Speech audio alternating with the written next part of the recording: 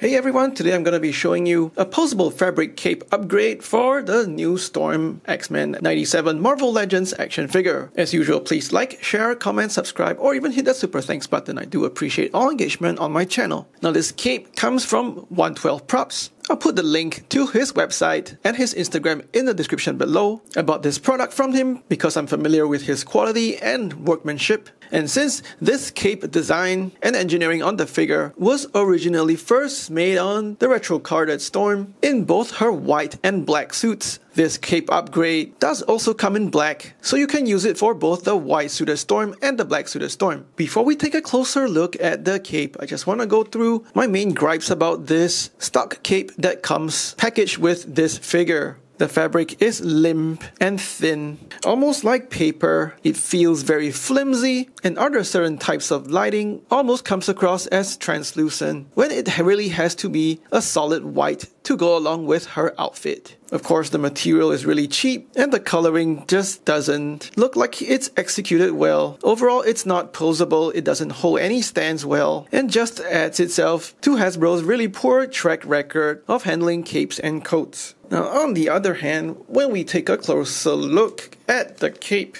it comes packaged in a Ziploc baggie. Let's slip it out and have a closer look at how it's constructed. It's made from durable white fabric. No problems with the way it looks, because it's really a solid white piece of cloth. No issues with lighting. The stitching along the seams of the cape is also really neat, and the trimming of the cape is also colored in yellow. It's a nice shade of yellow that matches up to the yellow paints on the figure. Just putting those yellows together and you can see what I mean. And the seam also cleverly conceals a poseable wire, so you can pose and bend the cape as you desire. Where the cape also can be worn by the figure, we have elastic bands over here where it slips onto her wrist, and in the middle at the top for where it slips onto the back of the figure. It's a nice stretchy band, so it's easy for you to fit onto the figure. Stitching and the coloring is both neat on both sides of the cape, front and back. So it's really up to you whichever side you choose to put onto the figure. So installing the cape is quite easy. You just pop off her hands, and the stock cape just slides off from her wrists like so. Next, you pop off her shoulder pads, and this is how the cape is mounted over her shoulders onto her main torso. So that's how you get the stock cape off. So to install the new custom cape from 112 Props, I prefer to pop off Storm's head, and then now you want to raise her arms. Look for the stretchy loop on top of the cape. Just take note how I'm actually putting it on from the front. Pull this stretchy loop over her arms, and you want it to go onto her torso, just below her underarms.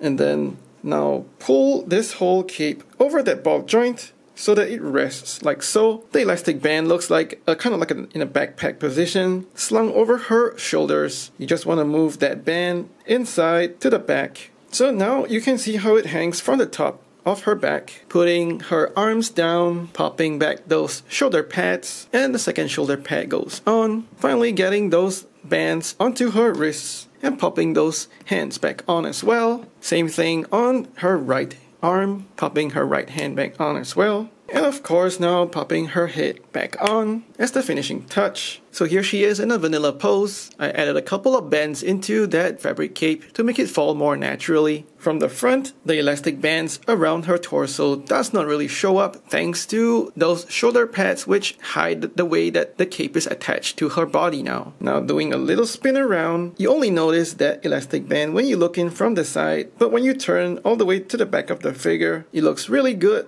The cape looks very well attached homogeneously to her outfit, so it looks great even from the back as well. Even in this pose from the side, the elastic band isn't too obvious, and that to me is really a tiny trade-off to how much better the figure looks with a poseable fabric cape. Storm doesn't always have to be in a flight pose, and I'm happy to say that even in a standing power pose on the ground, she looks fantastic with this new fabric cape. It goes without saying that of course she looks absolutely fabulous in a flight pose. Over here I have her borrowing that head from the black suited Storm figure along with those lightning effects. And here she is summoning thunder and lightning and generally thunderstormy weather. The poseable fabric cape really adds so much drama and a lot of presence and aura to this figure. And finally over here I have her going in on the attack with her lightning powers. This time I've also borrowed the head from the X Uniform Storm. I think she looks great, especially with this powered effect on her hand as well. And this fabric poseable cape lets you really kind of express the full extent of her powers, looking like a really impressive display piece on your shelf.